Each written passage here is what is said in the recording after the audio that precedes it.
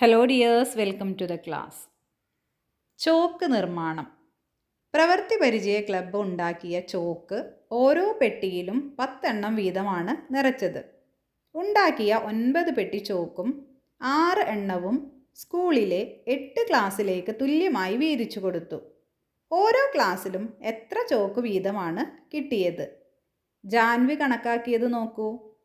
അപ്പോൾ എന്താണ് പറയുന്നത്? പ്രവൃത്തി പരിചയ ക്ലബ്ബ് ഉണ്ടാക്കിയ ചോക്ക് ഓരോ പെട്ടിയിലും 10 എണ്ണം വീതം, ഒരു പെട്ടിയിൽ 10 എണ്ണം, അങ്ങനെയുള്ള 9 പെട്ടി ചോക്കും പിന്നെ 6 എണ്ണം, അതും സ്കൂളിലെ 8 ക്ലാസ്സുകളിലേക്ക് തുല്യമായി വീതിച്ചു കൊടുത്തു എന്നാണ് പറയുന്നത്. അപ്പോൾ ജാൻവി കണക്കാക്കിയത് എങ്ങനെയാണ്? 10 ചോക്ക് വീതമുള്ള 9 പെട്ടിയിൽ ആകെ എത്ര ചോക്ക് ഉണ്ട്? അപ്പോൾ ഒരു പെട്ടിയിൽ 10 ചോക്ക്, അങ്ങനെയുള്ള 9 പെട്ടി എന്ന് പറയുമ്പോൾ 10 ഗുണിക്കണം 9 എത്രയാണ്? 90 ചോക്കാണ് ഉള്ളത്.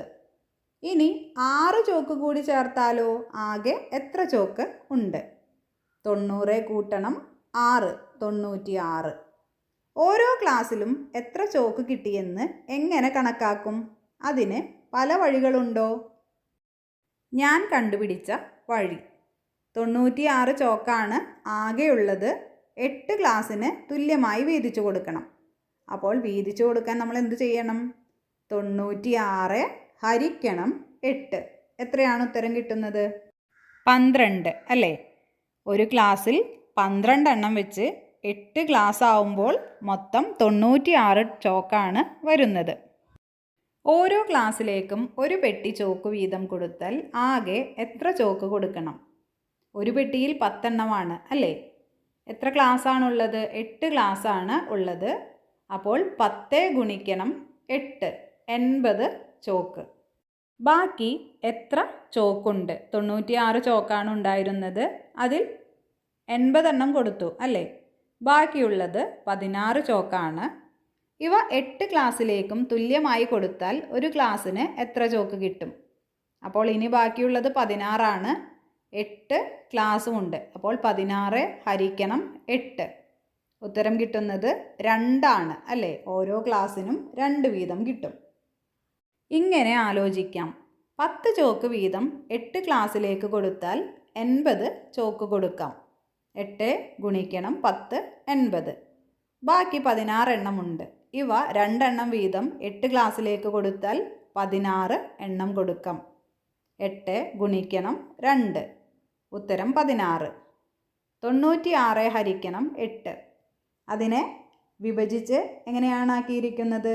96നെ 80 കൂട്ടണം 16. അപ്പോൾ ആദ്യം 80നെ 8 കൊണ്ട് ഹരിക്കുക, അതുപോലെ തന്നെ 16നെ 8 കൊണ്ട് ഹരിക്കുക. അപ്പോൾ ഉത്തരം വരുന്നത് 80നെ 8 കൊണ്ട് ഹരിച്ചാൽ 10ഉം 16നെ 8 കൊണ്ട് ഹരിക്കുമ്പോൾ 2ഉമാണ് ഉത്തരം കിട്ടുന്നത്. 10 കൂട്ടണം 2, 12. ഇത് ഇങ്ങനെ എഴുതാമെന്ന് പറഞ്ഞിട്ട് കാണിച്ചിരിക്കുന്നു. 96നെ 10 കൊണ്ട് ഹരിക്കുമ്പോൾ നമുക്ക് എത്രയാണ് കിട്ടുന്നത്? 8 ആണ് അല്ലേ? 8, 10, 80. ഇനി അത് 96ൽ നിന്നും 80 കുറയ്ക്കുമ്പോൾ ബാക്കി വരുന്നത് 16 ആണ്. ഇനി 16ൽ 8 എത്ര പ്രാവശ്യം പോകും? 2 പ്രാവശ്യമാണ് പോകുന്നത്. 2 ഗുണിക്കണം 8, 16.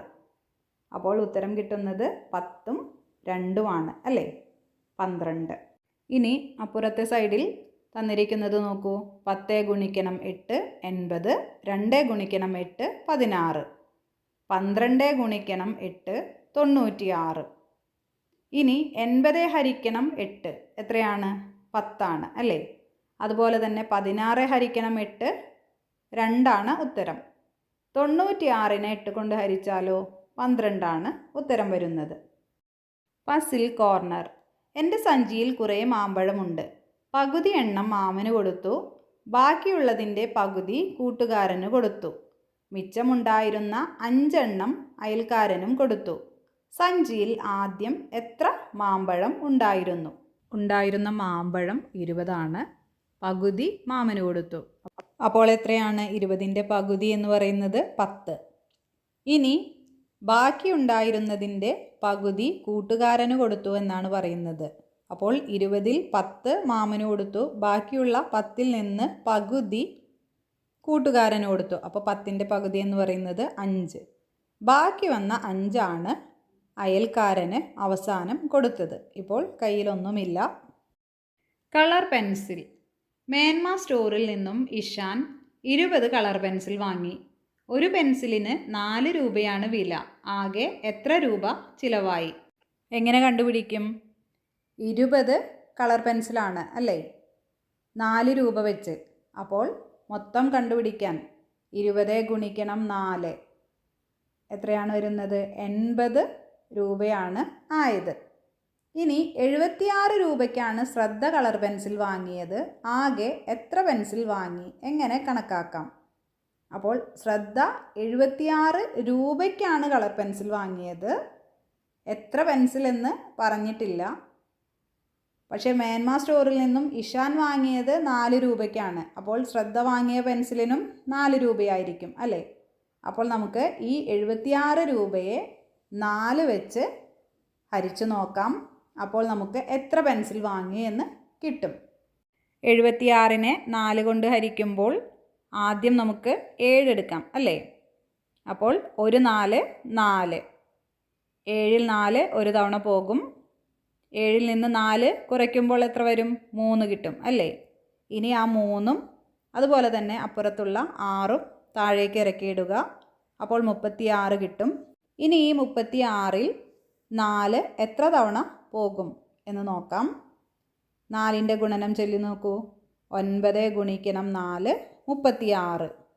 അപ്പോൾ 19 പെൻസിലാണ് ശ്രദ്ധ വാങ്ങിയത്.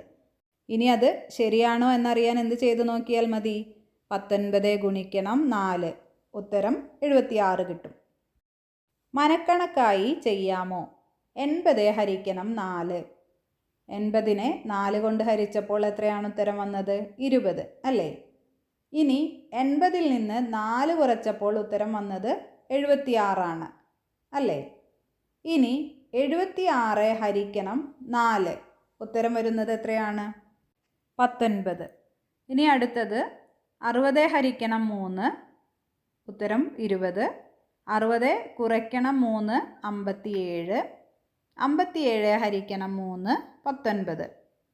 ഇനി 60 ഹരിക്കണം 6, ഉത്തരം 10. 60 കുറയ്ക്കണം 6 54. 54 ഹരിക്കണം 6, ഉത്തരം 9. ഇനി 80 ഹരിക്കണം 4, ഉത്തരം 20. 80 കൂട്ടണം 4 84. 84 ഹരിക്കണം 4, ഉത്തരം 21. അടുത്തത് 60 ഹരിക്കണം 3, ഉത്തരം 20. 60 കൂട്ടണം 3 63. ഇനി 63 ഹരിക്കണം 3, ഉത്തരം വരുന്നത് 21. ഇനി അടുത്തത് 60 ഹരിക്കണം 6, ഉത്തരം 10. 60 കൂട്ടണം 12, ഉത്തരം 72. 72 കൂട്ടണം 6, ഉത്തരം 12.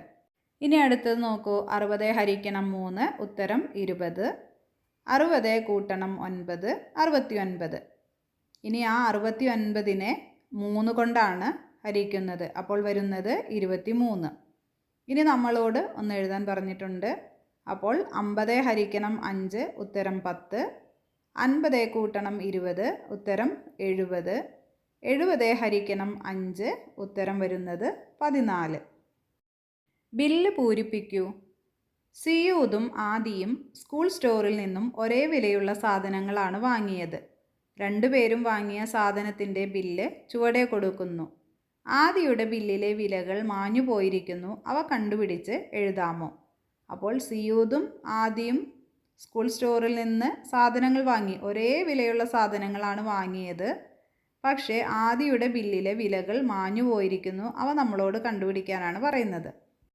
സിയൂദ് എന്തൊക്കെയാണ് വാങ്ങിയിരിക്കുന്നത്? നോട്ട്ബുക്ക് 4 എണ്ണം, വില 72 രൂപയായി. ചാർട്ട് 6 എണ്ണം 30 രൂപ. പേന 8 എണ്ണം 72 രൂപ. സ്കെയിൽ 10 എണ്ണം 60 രൂപ. അപ്പോൾ ആദി വാങ്ങിച്ചിരിക്കുന്നതും അതുപോലെ തന്നെയാണ്. പേന 6 എണ്ണം വാങ്ങിയിട്ടുണ്ട്. സിയൂദ് 8 എണ്ണം വാങ്ങി. ആദി 6 എണ്ണം വാങ്ങി. സ്കെയിൽ 3 എണ്ണമാണ് വാങ്ങിയിരിക്കുന്നത്. നോട്ട്ബുക്ക് 5 എണ്ണം. ചാർട്ട് 8 എണ്ണം. അപ്പോൾ നമുക്ക് സിയൂദിൻ്റെ ബില്ലിൽ നോക്കി ഓരോ സാധനത്തിനും എത്ര രൂപ വരും എന്ന് ആദ്യം കണ്ടുപിടിക്കണം. അതിനുശേഷം വേണം ആദിക്ക് ബില്ലുണ്ടാക്കി കൊടുക്കാൻ. ആദ്യം നോട്ട് ബുക്കിൻ്റേത് നോക്കാം. മൊത്തം 72 രൂപയാണ് ആയത്. എത്ര നോട്ട്ബുക്കാണ് വാങ്ങിയത്? 4 നോട്ട്ബുക്കിനാണ് 72 രൂപ. അപ്പോൾ ഒരു നോട്ട്ബുക്കിന് എത്ര വിലയാകും? എങ്ങനെ കണ്ടുപിടിക്കും? 72 ഹരിക്കണം 4. ഉത്തരം വരുന്നത് 18. ഒരു നോട്ട്ബുക്കിന് 18 രൂപയാണ്. അങ്ങനെയുള്ള 4 എണ്ണം വാങ്ങിയപ്പോഴാണ് 72 രൂപയായത്. അതുപോലെ തന്നെ ചാർട്ടിന് 30 രൂപയാണ് ആയത്. 6 എണ്ണം വാങ്ങിയിട്ടുണ്ട്. ഒരെണ്ണത്തിൻ്റേത് കണ്ടുപിടിക്കണം. 30 ഹരിക്കണം 6. ഉത്തരം വരുന്നത് 5. ഇനി പേന 72 രൂപയ്ക്ക് വാങ്ങി 8 പേന വാങ്ങി. നമുക്ക് ഒന്നിൻ്റെ വില അറിഞ്ഞാൽ മതി അല്ലേ? 72 ഹരിക്കണം 8. അപ്പോൾ 1 എത്രയാവും? 9 രൂപയാണ് ഒരു പേനയ്ക്ക് വരുന്നത്. ഇനി സ്കെയിൽ 60 രൂപയാണ് വന്നത്. 10 സ്കെയിൽ വാങ്ങി. അപ്പോൾ ഒരു സ്കെയിലിന് 6 രൂപ അല്ലേ? അപ്പോൾ നമുക്ക് എല്ലാത്തിൻ്റെയും വില കിട്ടി. നോട്ടിന് 18 രൂപ, ചാർട്ടിന് 5, പേനയ്ക്ക് 9, സ്കെയിലിന് 6. ഇനി ഇത് വെച്ച് നമുക്ക് ആദിയുടെ ബില്ല് നോക്കാം. പേന 6 എണ്ണമാണ് വാങ്ങിയിരിക്കുന്നത്. അപ്പോൾ ഒരു പേനയ്ക്ക് 9 ആണ് അല്ലേ? 9 ഗുണിക്കണം 6 54. സ്കെയിലിനോ 6 രൂപയാണ് 3 എണ്ണം വാങ്ങിയിട്ടുണ്ട്. അപ്പോൾ 6 ഗുണിക്കണം 3 18. നോട്ട്ബുക്കിന് 18 രൂപയാണ്. 5 നോട്ട്ബുക്ക് വാങ്ങി. അപ്പോൾ 18 ഗുണിക്കണം 5 90. ഇനി ചാർട്ടിന് എത്രയാണ്? 5 രൂപയാണ് അല്ലേ? അങ്ങനെയുള്ള 8 ചാർട്ടാണ് വാങ്ങിയത്. അപ്പോൾ 40 രൂപയ്ക്ക് സാധനം വാങ്ങി. ഇനി 2 പേരുടെയും ബില്ലുകളൊന്ന് കൂട്ടി നോക്കാം നമുക്ക്. ആദ്യം സിയൂദിൻ്റെ നോക്കാം. 72 കൂട്ടണം 30 കൂട്ടണം 72 കൂട്ടണം 60 എത്രയാണ് വരുന്നത്? 234 വരുന്നത്. ഇനി ആദിയുടെ ബില്ല് നോക്കാം. 54 കൂട്ടണം 18 കൂട്ടണം 90 കൂട്ടണം 40 202 രൂപ. അപ്പോൾ ആരുടെ ബില്ലാണ് കൂടുതൽ? സിയൂദിൻ്റെ ബില്ലാണ് കൂടുതൽ, 234 രൂപ. പരമുച്ചേട്ടൻ്റെ പഴക്കട. പരമുച്ചേട്ടൻ്റെ പഴക്കടയിൽ എന്തെല്ലാം പഴങ്ങളാണ് ഉള്ളത് എന്നറിയാമോ? ആപ്പിൾ 35 എണ്ണം, ഓറഞ്ച് 36, മാമ്പഴം 50, പൈനാപ്പിൾ 32 ഇതൊക്കെയാണ് ഉള്ളത്. പട്ടികയിലെ എണ്ണം അനുസരിച്ച് പഴങ്ങൾ അടുക്കി വയ്ക്കുകയാണ് പരമുച്ചേട്ടൻ. ആപ്പിൾ 7 ട്രേയിൽ തുല്യമായി വെച്ചു. ഒരു ട്രേയിൽ എത്ര ആപ്പിൾ ഉണ്ട്? അപ്പോൾ തുല്യമായി വെക്കണം അല്ലേ? എത്ര ആപ്പിളാണുള്ളത്? 35 ആപ്പിളാണുള്ളത്. 7 ട്രേയിൽ വെക്കുകയും വേണം. അപ്പോൾ എന്ത് ചെയ്യും? 35 ഹരിക്കണം 7. എത്രയാണ് ഉത്തരം വരുന്നത്? 5 അല്ലേ? 7 ഗുണിക്കണം 5 35. ഇനി ഓറഞ്ച് 6 എണ്ണം വീതം തുല്യമായി ട്രേയിൽ വെച്ചു. ഒരു ട്രേയിൽ എത്ര ഓറഞ്ച് ഉണ്ട്? ഓറഞ്ച് മൊത്തം 36 എണ്ണമാണ് ഉള്ളത്. അതിനെ 6 എണ്ണം വീതം ആക്കണം അല്ലേ? അപ്പോൾ 36 ഹരിക്കണം 6 എത്രയാണ് വരുന്നത്? 6 തന്നെയാണ് വരുന്നത്. 6 ഗുണിക്കണം 6 36. ഇനി മാമ്പഴം 5 കൂട്ടമാക്കി വെച്ചു. ഓരോ കൂട്ടത്തിലും എത്ര മാമ്പഴമുണ്ട്? മൊത്തം 50 മാമ്പഴമാണ് ഉള്ളത്. 5 കൂട്ടമാക്കണം. അപ്പോൾ ഒരു കൂട്ടത്തിൽ എത്രയുണ്ടാകും? 50 ഹരിക്കണം 5. ഉത്തരം വരുന്നത് 10 മാമ്പഴമാണ് ഒരു കൂട്ടത്തിൽ ഉണ്ടാവുക. എങ്ങനെ ശരിയാണോ എന്ന് നോക്കും. 10 ഗുണിക്കണം 5. ഉത്തരം 50. പൈനാപ്പിൾ 4 എണ്ണം വീതം ഒരുമിച്ച് തൂക്കിയിട്ടാൽ എത്ര കൂട്ടം? പൈനാപ്പിളാണ് ഉള്ളത്. 4 എണ്ണം വീതം തൂക്കിയിടണം അല്ലേ? അപ്പോൾ എത്ര കൂട്ടം കിട്ടും? എങ്ങനെ കണക്കാക്കും? 32 ഹരിക്കണം 4. ഉത്തരം വരുന്നത് 8. 8 കൂട്ടമാക്കാം. അത് ശരിയാണോ എന്നറിയാൻ 8 ഗുണിക്കണം 4. അപ്പോൾ നമുക്ക് 32 കിട്ടും. അരി വിതരണം. പട്ടുമല സ്കൂളിലെ കുട്ടികൾക്ക് ഓണം പ്രമാണിച്ച് 5 കിലോ വീതം അരി കൊടുക്കുന്നു. 37 ചാക്ക് അരിയെത്തി. ഓരോ ചാക്കിലും 50 കിലോ വീതം അരിയുണ്ട്. അപ്പോൾ 37 ചാക്കാണ് അരി വന്നത്. ഓരോ ചാക്കിലും 50 കിലോ അരിയാണ് ഉള്ളത്. ഓരോ കുട്ടിക്കും 5 കിലോ വീതമാണ് അരി കൊടുത്തുവിടുന്നത്. ഇത് എത്ര കുട്ടികൾക്ക് കൊടുക്കാൻ കഴിയും? എങ്ങനെ കണക്കാക്കാം? ഒരു കുട്ടിക്ക് എത്ര കിലോ അരിയാണ് കൊടുക്കുന്നത്? 5 കിലോ അല്ലേ? ഒരു ചാക്കിൽ എത്ര കിലോ അരിയുണ്ട്? 50 കിലോ. ഇത് എത്ര കുട്ടികൾക്ക് കൊടുക്കാൻ കഴിയും? 50 ഹരിക്കണം 5 എത്രയാണ് വരുന്നത്? 10 അല്ലേ? ആകെ എത്ര ചാക്ക് അരിയുണ്ട്? 37 ചാക്ക് അരിയാണ് ഉള്ളത്. ആകെ എത്ര കുട്ടികൾക്ക് അരി കൊടുക്കാൻ കഴിയും? ഒരു ചാക്ക് കൊണ്ട് 10 കുട്ടികൾക്കാണ് എന്ന് പറഞ്ഞു അല്ലേ? അപ്പോൾ 37 ചാക്ക് കൊണ്ട് എത്ര കുട്ടികൾക്ക് കഴിയും? 37 ഗുണിക്കണം 10 370 കുട്ടികൾക്ക് കൊടുക്കാൻ കഴിയും. നെല്ലിക്ക കണക്ക്. മിലാദും വാസുവും കൂട്ടുകാരാണ്. മിലാദ് കടയിൽ നിന്നും നെല്ലിക്ക വാങ്ങി. നെല്ലിക്കയുടെ എണ്ണം 10-ൽ കൂടുതലും 16-ൽ കുറവുമാണ്. ഇതിൽ പകുതി എണ്ണം നെല്ലിക്ക വാസുവിന് കൊടുത്തു. എന്താണ് പറയുന്നത്? മിലാദ് കടയിൽ നിന്നും നെല്ലിക്ക വാങ്ങി. നെല്ലിക്കയുടെ എണ്ണം കറക്റ്റായി പറയുന്നില്ല. എങ്ങനെയാണ് പറയുന്നത്? 10-ൽ കൂടുതലും ഉണ്ട്, എന്നാൽ 16-ൽ കുറവുമാണ്. അപ്പോൾ അതിനിടയ്ക്കുള്ള ഒരു സംഖ്യയാണ്. ഇതിൽ പകുതി എണ്ണം നെല്ലിക്ക വാസുവിന് കൊടുത്തു എന്നാണ് പറയുന്നത്. വാസു തൻ്റെ 2 മക്കൾക്കും മിലാദ് തൻ്റെ 3 മക്കൾക്കും തുല്യമായി നെല്ലിക്ക വീതിച്ചു. വാസുവിൻ്റെ മക്കൾക്കാണോ മിലാദിൻ്റെ മക്കൾക്കാണോ കൂടുതൽ നെല്ലിക്ക കിട്ടിയത്? എങ്ങനെ കണക്കാക്കിയെന്ന് വിശദീകരിക്കാമോ? മിലാദ് വാങ്ങിയ നെല്ലിക്കയുടെ എണ്ണം ഏതെല്ലാം സംഖ്യകൾ ആകാം? അപ്പോൾ നമ്മളോട് 10-ൽ കൂടുതലും 16-ൽ കുറവും എന്ന് പറഞ്ഞിട്ടുണ്ട്. അപ്പോൾ ഏതൊക്കെ ആയിരിക്കാം?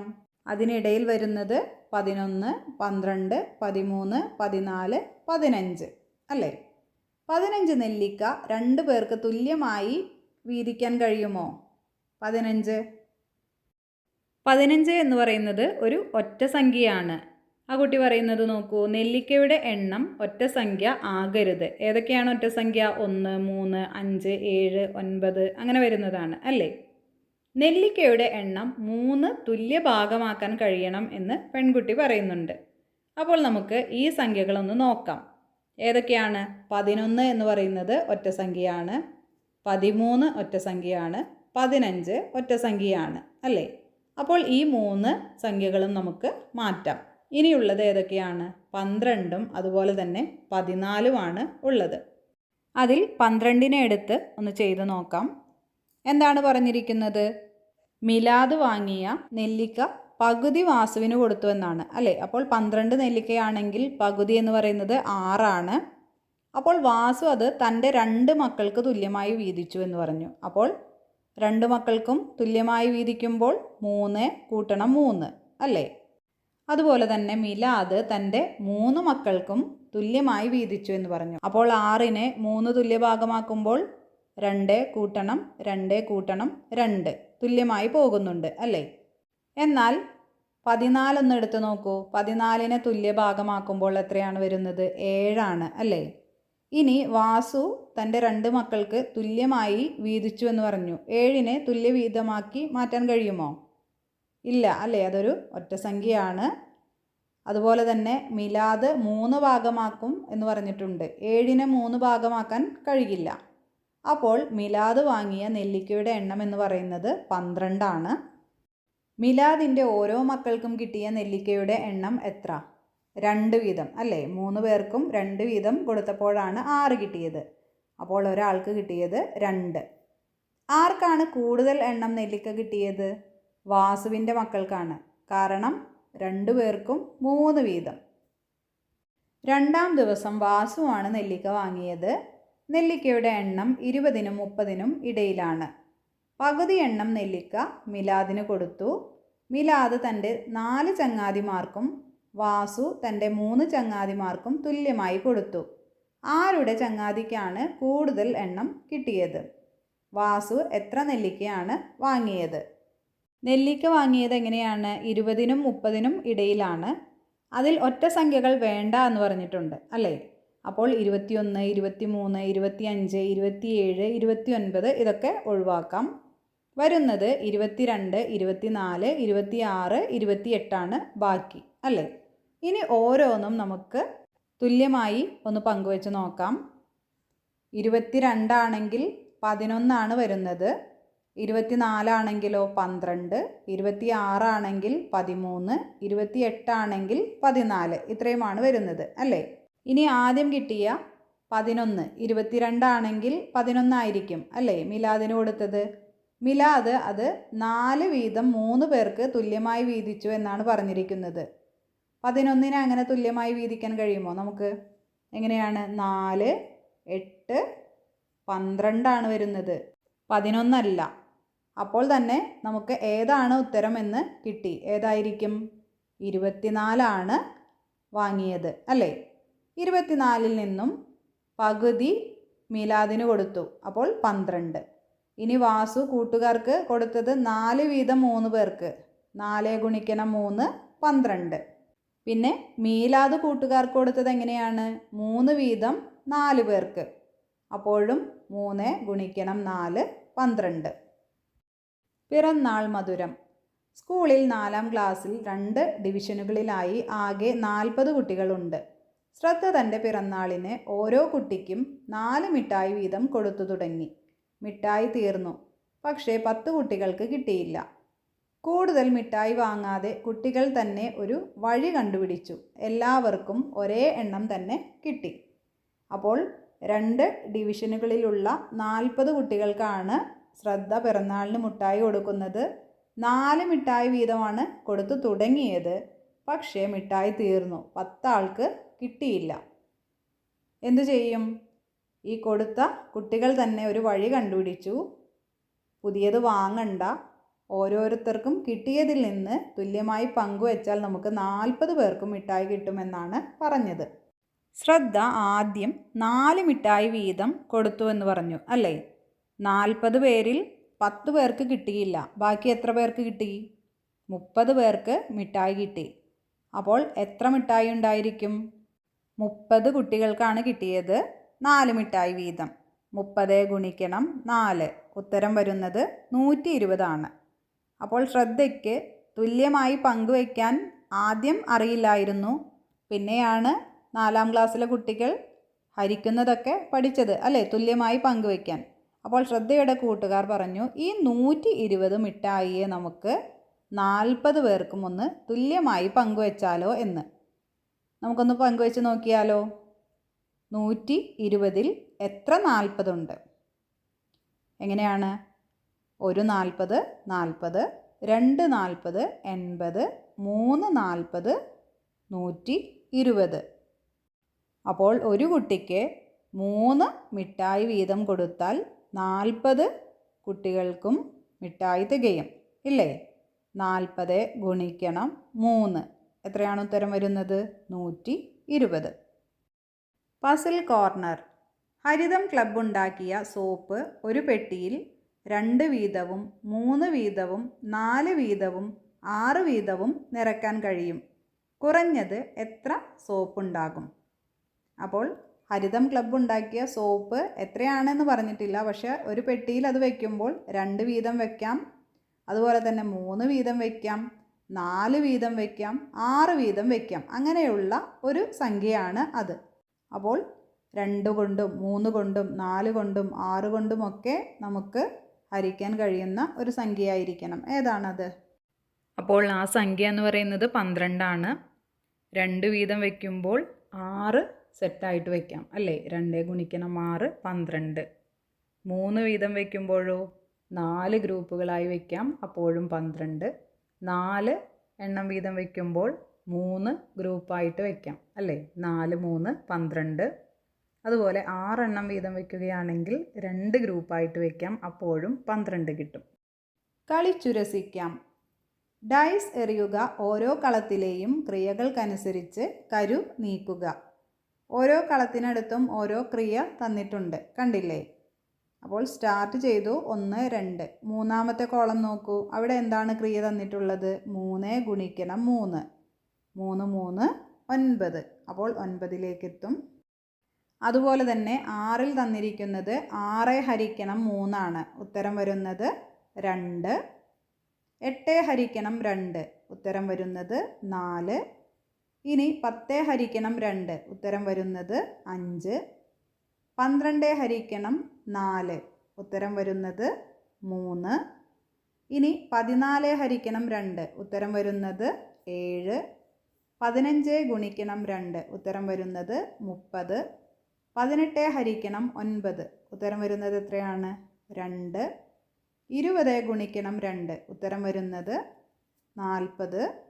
22 ഗുണിക്കണം 2 ഉത്തരം വരുന്നത് 44. ഇനി 24 ഹരിക്കണം 3 ഉത്തരം വരുന്നത് 8. അതുപോലെ തന്നെ 28 ഹരിക്കണം 7 ഉത്തരം വരുന്നത് 4. ഇനി 30 ഹരിക്കണം 5 ഉത്തരം വരുന്നത് 6. 35 ഹരിക്കണം 7 ഉത്തരം വരുന്നത് 5. 40 ഹരിക്കണം 10 ഉത്തരം വരുന്നത് 4. 45 ഹരിക്കണം 9 ഉത്തരം വരുന്നത് 5. ഇനി 49 ഹരിക്കണം 7 ഉത്തരം വരുന്നത് 7.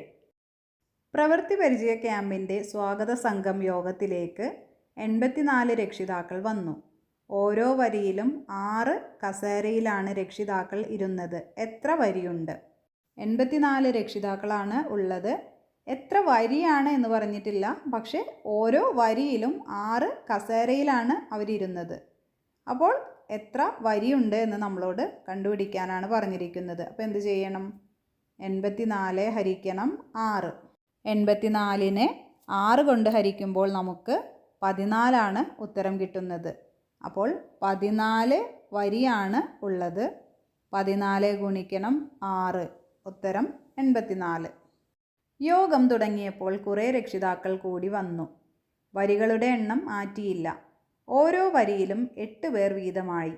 യോഗത്തിൽ ആകെ എത്ര പേർ പങ്കെടുത്തു?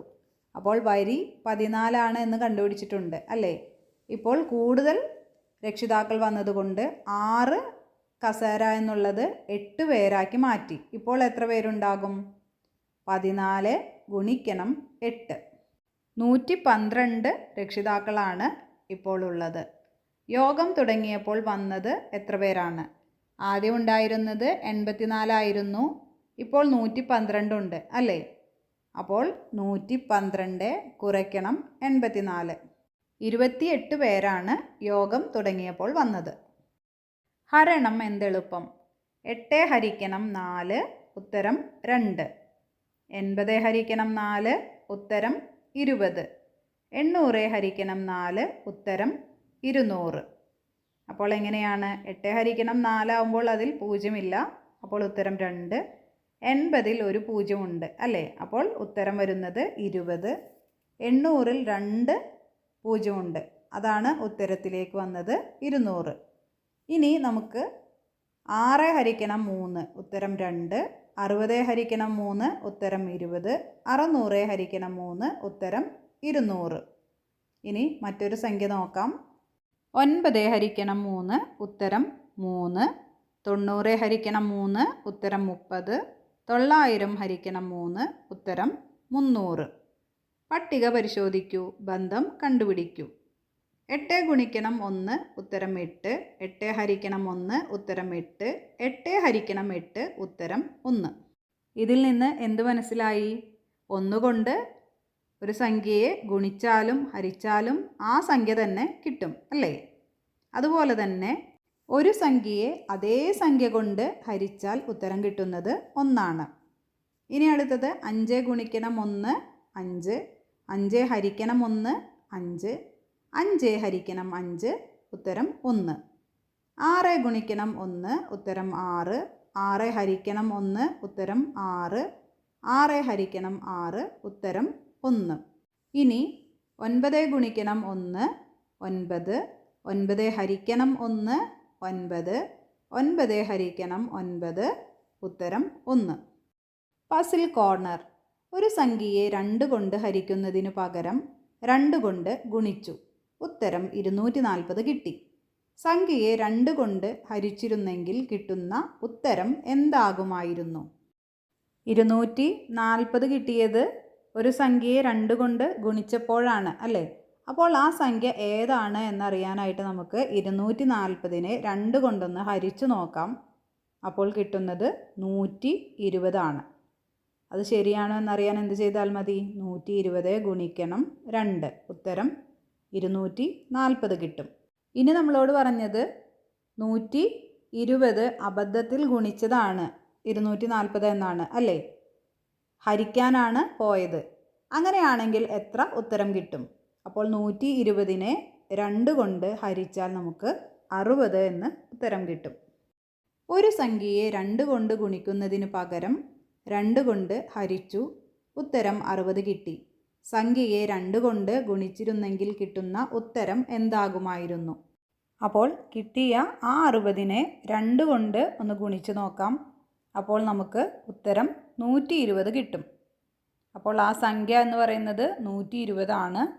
ഇനി അത് ശരിയാണോ എന്നറിയാൻ നമുക്ക് 120നെ 2 കൊണ്ട് ഒന്ന് ഹരിച്ചു നോക്കാം. അബദ്ധത്തിൽ അവർ ചെയ്തതുപോലെ തന്നെ ഒന്ന് 2 കൊണ്ട് ഹരിച്ചു നോക്കിയാൽ നമുക്ക് ഉത്തരം 60 കിട്ടും അല്ലേ? ഇനി പറഞ്ഞിരിക്കുന്നത് ആ സംഖ്യയെ നേരത്തെ ഹരിച്ചു അറിയാതെ, എന്നാൽ ഗുണിക്കുകയാണെങ്കിലോ എത്ര ഉത്തരം കിട്ടും എന്നാണ്. അപ്പോൾ 120 ആണ് എന്ന് നമ്മൾ കണ്ടുപിടിച്ചു. 120നെ 2 കൊണ്ട് ഗുണിക്കുകയാണെങ്കിൽ നമുക്ക് ഉത്തരം 240 കിട്ടും. ഒരു സംഖ്യയുടെ പകുതി കാണുന്നതിന് പകരം ഇരട്ടിയാണ് കണ്ടത്, ഉത്തരം 100 കിട്ടി. പകുതിയാണ് കണ്ടതെങ്കിൽ ഉത്തരം എന്താകുമായിരിക്കും? അപ്പോൾ ഒരു സംഖ്യയുടെ പകുതി കാണുന്നതിന് പകരം ഇരട്ടി കണ്ടു, അപ്പോഴാണ് 100 കിട്ടിയത്. ഏത് സംഖ്യയുടെ ഇരട്ടിയാണ് 100 എന്ന് പറയുന്നത്? 50ൻ്റെ അല്ലേ? 50 കൂട്ടണം 50 ആണ് 100. ഇനി പകുതിയാണ് കണ്ടതെങ്കിലോ? 50ൻ്റെ പകുതി എന്ന് പറയുന്നത് 25 ആണ്. ഒരു ചുരിദാർ തയ്ക്കാൻ സുഹറ 250 രൂപയാണ് കൂലി വാങ്ങുന്നത്. ചുരിദാർ തയ്ച്ച വകയിൽ 1000 രൂപ കൂലിയായി കിട്ടി. എത്ര ചുരിദാറാണ് സുഹറ തയ്ച്ചത്? 10000 രൂപ കിട്ടാൻ എത്ര ചുരിദാർ തയ്ക്കണം? ഒരു ചുരിദാറിൻ്റെ കൂലി എന്ന് പറയുന്നത് 250 രൂപയാണ് അല്ലേ? 1000 രൂപ കിട്ടാൻ എത്ര ചുരിദാർ തയ്ക്കണം? 1000 ഹരിക്കണം 250. 250, 500, 750, 1000. 4 ചുരിദാർ തയ്ച്ചാലാണ് 1000 രൂപ കിട്ടുക. ഇനി 10000 രൂപ കിട്ടണമെങ്കിൽ എത്ര ചുരിദാർ തയ്ക്കണം എന്നാണ് ചോദിച്ചിരിക്കുന്നത്. 10,000 ചേർന്നതാണ് 10000 അല്ലേ? അപ്പോൾ 4 ചുരിദാറിനാണ് 1000 രൂപ. അങ്ങനെയാണെങ്കിൽ 4 ഗുണിക്കണം 10, 40. 40 ചുരിദാർ തയ്ച്ചാലാണ് 10000 രൂപ കിട്ടുക. മാർക്കറ്റിൽ നിന്നും സിയൂസ് 1/2 ഡസൻ വീതമുള്ള 12 പാക്കറ്റ് പേന വാങ്ങി. ഇവ 4 എണ്ണം വീതമുള്ള എത്ര പാക്കറ്റിലാക്കാം? 1/2 ഡസൻ എന്ന് പറഞ്ഞാൽ എത്രയാണ്? 6 എണ്ണമാണ്. 1 ഡസൻ എന്ന് പറഞ്ഞാൽ 12 എണ്ണം.